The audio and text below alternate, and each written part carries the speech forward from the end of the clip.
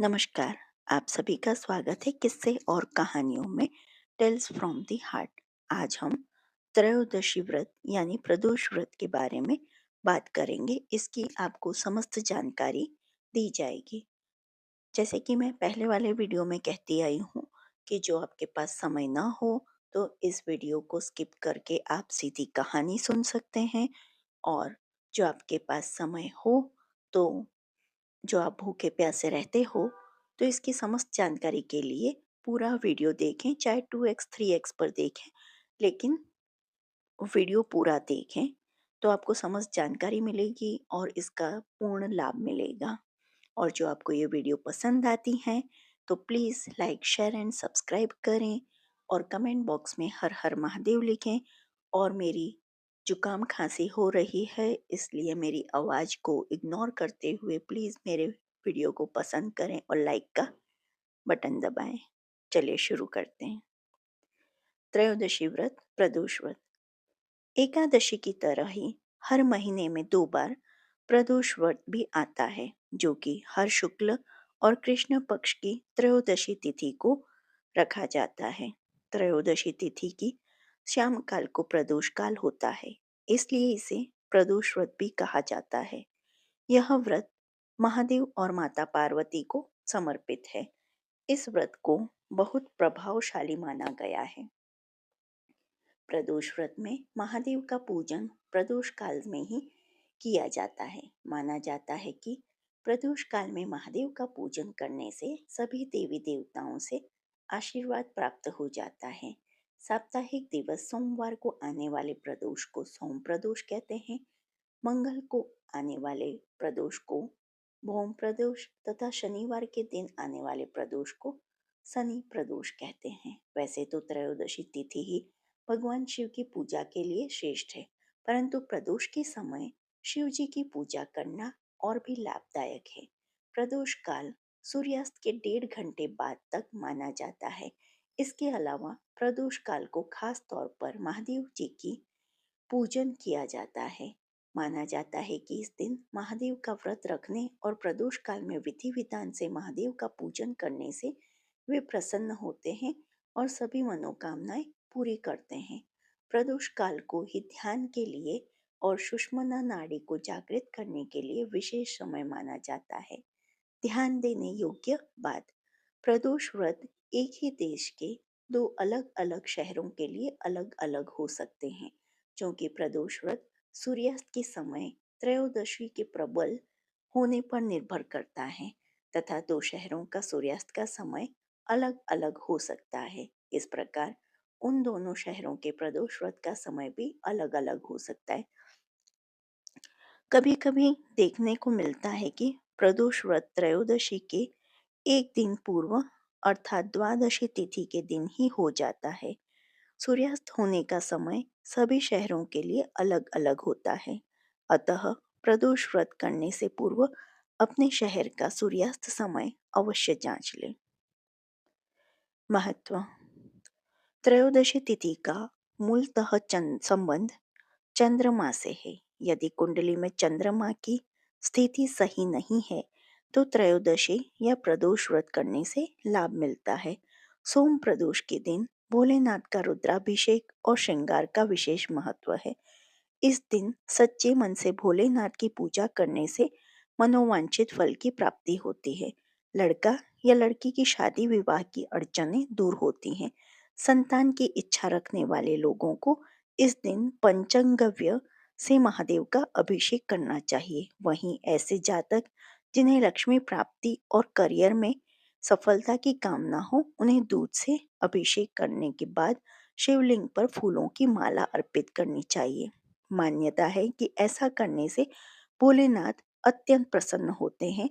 अलग अलग वारों के अनुसार प्रदोष व्रत के लाभ प्राप्त होते हैं। रविवार को पड़ने वाले प्रदोष व्रत से आयु वृद्धि तथा अच्छा स्वास्थ्य लाभ प्राप्त किया जा सकता है। सोमवार के दिन त्रयोदशी पड़ने पर किया जाने वाला व्रत आरोग्य प्रदान करता है और इंसान की सभी इच्छाओं की पूर्ति होती है।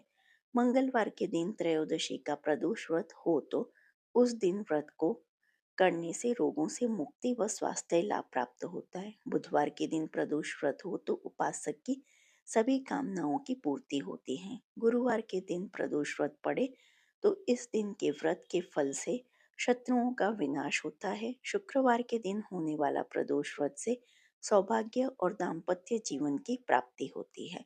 संतान प्राप्ति की कामना हो तो शनिवार के दिन पड़ने वाला प्रदोष व्रत करना चाहिए। अपने उद्देश्यों को ध्यान में रखते हुए जब प्रदोष व्रत किए जाते हैं तो व्रत से मिलने वाले फलों की में वृद्धि होती है। प्रदोष व्रत की विधि। प्रदोष व्रत करने के लिए मनुष्य को त्रयोदशी के दिन प्रातः सूर्योदय में पूर्व उठना हो चाहिए। नित्य कर्मों से निवृत्त होकर भगवान श्री भोलेनाथ का स्मरण करें। इस व्रत में आहार नहीं लिया जाता है। पूरे दिन उपवास रखने के बाद सूर्यास्त से 1 घंटा पहले स्नान आदि कर श्वेत वस्त्र धारण किए जाते हैं। पूजन स्थल को गंगा जल या स्वच्छ जल से शुद्ध करने के बाद गाय के गोबर से लीप कर मंडप तैयार किया जाता है। अब इस मंडप में 5 रंगों का उपयोग करते हुए रंगोली बनाई जाती है। प्रदोष व्रत की आराधना करने के लिए कुशा के आसन का प्रयोग किया जाता है। इस प्रकार पूजन की तैयारियां करके उत्तर पूर्व दिशा की ओर मुख करके बैठे और भगवान शंकर का पूजन करना चाहिए। पूजन में भगवान शिव के मंत्र ओम नमः शिवाय का जाप करते हुए शिव को जल चढ़ाना चाहिए। व्रत की कथा, शिव चालीसा और भगवान शिव और माँ पार्वती की आरती करें। प्रदोष व्रत में क्या खा सकते हैं? प्रदोष व्रत यूं तो निर्जला रखा जाता है, इसलिए इस व्रत में फलाहार सेवन का ही विशेष महत्व है। प्रदोष व्रत पूरे दिन रखा जाता है, इसलिए इस व्रत में नियमों का पालन बहुत जरूरी है। परंतु शारीरिक रूप से कमजोर, विक्षिप्त या व्यक्ति शारीरिक रूप से बहुत ही कमजोर है, वो लोग फलाहार का सेवन प्रदोष व्रत के दौरान कर सकते हैं।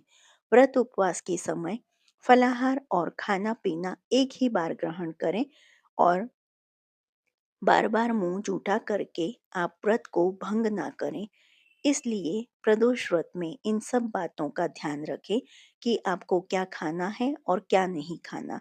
उद्यापन विधि। इस व्रत को 11 या फिर 26 त्रयोदशियों तक रखने के बाद व्रत का उद्यापन करना चाहिए। व्रत का उद्यापन त्रयोदशी तिथि पर ही करना चाहिए। उद्यापन से एक दिन पूर्व श्री गणेश का पूजन किया जाता है। पूर्व रात्रि में कीर्तन करते हुए जागरण किया जाता है। प्रातः जल्दी उठकर मंडप बनाकर मंडप को वस्त्रों और रंगोलियों से सजाकर तैयार किया जाता है। ओम उमा सहित शिवाय नमः मंत्र की एक माला यानी 108 बार जाप करते हुए हवन किया जाता है। हवन में आहुति के लिए खीर का प्रयोग किया जाता है। हवन समाप्त होने के बाद भगवान भोलेनाथ की आरती की जाती है और शांति पाठ किया जाता है। अंत में 2 ब्राह्मणों को भोजन कराया जाता है और अपने सामर्थ्य अनुसार दान दक्षिणा देकर आशीर्वाद प्राप्त किया जाता है। क्यों किया जाता है प्रदोष व्रत? कहा जाता है कि समुद्र मंथन के दौरान जब हलाहल विष निकला था तो सृष्टि को बचाने के लिए उस भयंकर विष को भी पी लिया था। वो विष इतना ज्यादा असरकारी था कि उसे पीने के बाद महादेव का कंठ नीला पड़ गया था और विष के प्रभाव से उनके शरीर में असहनीय जलन होने लगी थी। तब देवताओं ने जल, बेलपत्र वगैरह से महादेव की जलन को घटाने की कोशिश की थी। जिस समय ये घटना घटी उस समय त्रयोदशी तिथि थी और प्रदोष काल था। संसार को विष के प्रभाव से बचाने के बाद देवताओं ने इसी प्रदोष काल में महादेव की स्तुति की थी। प्रसन्न होकर महादेव ने भी तांडव किया था। तभी से हर त्रयोदशी तिथि को प्रदोष काल में महादेव के पूजन की परंपरा चलती आ रही है और इस दिन रखा जाने वाला व्रत प्रदोष व्रत के नाम से प्रसिद्ध है। एक और पौराणिक एक और पौराणिक कथा के अनुसार चंद्रदेव जब अपनी 27 पत्नियों में से सिर्फ एक रोहिणी से ही सबसे ज्यादा प्यार करते थे और बाकी 26 को उपेक्षित रखते थे, जिसके चलते उन्हें श्राप दे दिया था, जिसके चलते उन्हें कुष्ठ रोग हो गया था। ऐसे में अन्य देवताओं की सलाह पर उन्होंने शिव जी की आराधना की और जहाँ आराधना की वहीं पर एक शिवलिंग स्थापित किया। शिव जी ने प्रसन्न होकर उन्हें न केवल दर्शन दिए बल्कि उनका कुष्ठ रोग भी ठीक कर दिया। चंद्रदेव का एक नाम सोम भी है। उन्होंने भगवान शिव को ही अपना नाथ स्वामी मानकर यहाँ तपस्या की थी, इसलिए इस स्थान का नाम सोमनाथ हो गया।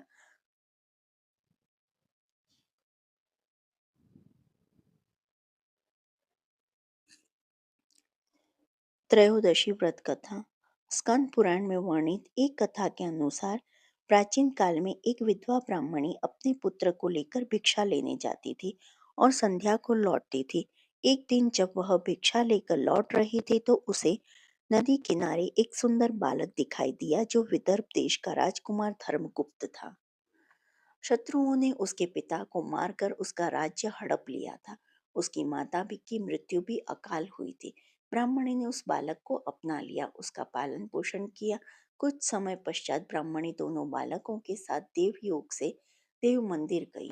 वहां उनकी भेंट ऋषि शांडल्य से हुई। ऋषि शांडल्य ने ब्राह्मणी को बताया कि जो बालक उन्हें मिला है वह विदर्भ देश के राजा का पुत्र है जो युद्ध में मारे गए थे और उनकी माता को ग्राह ने अपना भोजन बना लिया। ऋषि शांडल्य ने ब्राह्मणी को प्रदोष व्रत करने की सलाह दी। ऋषि की आज्ञा से दोनों बालकों ने भी प्रदोष व्रत करना शुरू कर दिया। एक दिन दोनों बालक वन में घूम रहे थे, तभी उन्हें कुछ गंधर्व कन्याएं नजर आईं।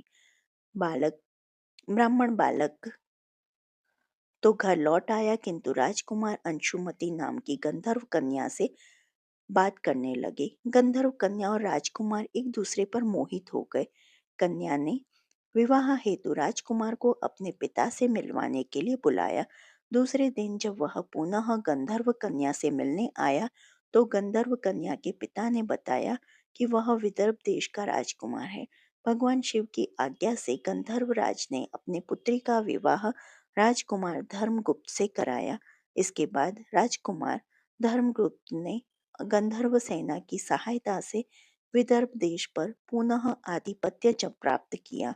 यह सब ब्राह्मणी और राजकुमार धर्मगुप्त के प्रदोष व्रत करने का फल था। स्कंद पुराण के अनुसार जो भक्त प्रदोष व्रत के दिन शिव पूजा के बाद एकाग्र होकर प्रदोष व्रत कथा सुनता या पढ़ता है उसे 100 जन्म तक कभी दरिद्रता नहीं होती व दाम्पत्य जीवन खुशहाल रहता है। शिव चालीसा। जय गणेश गिरजा सुवन मंगल मूल सुजान कहत अयोध्या दास तुम देहु अभय वरदान। जय गिरजापति दीन दयाला सदा करत संतन प्रतिपाला भाल चंद्रमा सोहत नीके कानन कुंडल नाग फनी के अंग गौर शिर गंग बहाए मुंड माल तन शाल लगाए वस्त्र खाल बाघंबर सोहे छवि को देख नाग मुनि मोहे मैना मातु की हवे दुलारी वाम अंग सोहत छवि न्यारी कर त्रिशूल सोहत छवि भारी करत सदा शत्रुन शयकारी नंदी गणेश सोहम तहम कैसे सागर मध्य कमल है जैसे कार्तिक शाम और गणराऊ या छवि को कही जात न काऊ देवन जब हिम जाय पुकारा तब हिम दुख प्रभु आप निवारा किया उपद्रव तारक भारी देवन सब मिली तुम हिम जुहारी तुरत षडानन आप पठिया उ लव निमेष महमारी गिरियाऊ आप जलंधर असुर संहारा श्रेयस तुम्हार विदित संसारा त्रिपुरा सुर संयुद्ध मचाए सब हिम कृपा कर लीन बचाए किया तब हिम भागीरथ भारी पूरब प्रतिज्ञा तासु पुरारी दानिन महम तुम सम कोहु नाई सेवक स्तुति करत सदाई वेद नाम महिमा तव गाई अखत अनादि भेद नहीं पाई प्रकट उद्धति मंथन में ज्वाला जरत सुरासुर भय विहाला किन्हीं दया तहम करी सहाय नीलकंठ तब नाम कहाई पूजन रामचंद्र जब कीन्हा जीत के लंक विभीषण दीन्हा सहस कमल में हो रहे धारी किन्ह परीक्षा तब हिम पुरारी एक कमल प्रभु राखे जोई कमल नयन पूजन चहम सोई कठिन भक्ति देखी प्रभु शंकर भये प्रसन्न दिए इच्छित वर जय जय जय अनंत अविनाशी कृपा करो सबके घटवासी दुष्ट शकल नित मोहि सतावे भ्रमत रही मोहि चैन न आवे त्राहि त्राहि मैं नाथ पुकारो यही अवसर मोहि आन उबारो लय त्रिशूल शत्रुन को मारो संकट से मुहि आन उबारो, मात पिता भ्राता सब होई, संकट में पूछत नहीं कोई। स्वामी एक है आस तुम्हारी, आए हरहु मम संकट भारी। धन निर्धन को देत सदाई, जो कोई जांचे सो फल पाई। स्तुति के विधि करो तुम्हारी, क्षमहु नाथ अब चूक हमारी। शंकर हो संकट के नाशन, मंगल कारण विघ्न विनाशन। योगी यति मुनि ध्यान लगावे, नारद शारद शीश नवावे। नमो नमो जय नमो शिवाय, सुर ब्रह्मादिक पार न पाई। जो यह पाठ करे मन लाई, तापर होत है शंभु सहाई। रिनिया जो कोई हो अधिकारी, पाठ करे सो पावन हारी। पुत्रहीन कर इच्छा कोई, निश्चय शिव प्रसाद ते ही होई। पंडित त्रयोदशी को लावे, ध्यान पूर्वक होम करावे। त्रयोदशी व्रत करे हमेशा, तन नहीं ताके रहे कलेशा। धूप दीप नैवेद्य चढ़ावे, शंकर सन्मुख पाठ सुनावे। जन्म जन्म के पाप नशावे, अंतवास शिवपुर में पावे। कहे अयोध्या आस तुम्हारी, जानी सकल दुख हरहु हमारी। शिव जी की आरती। जय शिव ओंकारा, ओम शिव ओंकारा। ब्रह्मा विष्णु सदा शिव, ब्रह्मा विष्णु सदा शिव। अर्धांगी धारा, ओम जय शिव ओंकारा। एकानन चतुरानन पंचानन राजे, बोले पंचानन राजे। हंसासने गरुडासने, हंसासने गरुडासन। वृषवाहन साजे, ओम जय शिव ओंकारा। दो भुज चार चतुर्भुज, दस भुज ते सोहे। बोले दस भुज ते सोहे। तीनों रूप निरखेता, शिव जी को रूप निरखेता। त्रिभुवन जन मोहे, ओम जय शिव ओंकारा। अक्षमाला वनमाला मुंडमाला धारी, बोले मुंडमाला धारी। चंदन मृग मद सोहे, चंदन मृग मद सोहे। बोले शुभकारी, ओम जय शिव ओंकारा। श्वेतांबर पीतांबर बाघंबर अंगे, बोले बाघंबर अंगे। सनकादिक गरुडादिक, सनकादिक गरुडादिक। भूतादिक संगे, ओम जय शिव ओंकारा। कर के मध्य कमंडल, चक्र त्रिशूल धरता। बोले चक्र त्रिशूल धरता। जग करता जग भरता, जग करता जग भरता। जग संहार करता, ओम जय शिव ओंकारा। ब्रह्मा विष्णु सदा शिव, जानत अविवेका। बोले जानत अविवेका। प्रणवाक्षर के मध्य, प्रणवाक्षर के मध्य। ये तीनों एका, ओम जय शिव ओंकारा। काशी में विश्वनाथ विराजत, नंदी ब्रह्मचारी। बोले नंदी ब्रह्मचारी। नित उठ भोग लगावत, नित उठ भोग लगावत। महिमा अति भारी, ओम जय शिव ओंकारा। त्रिगुण स्वामी जी की आरती, जो कोई नर गावे। बोले प्रेम सहित गावे।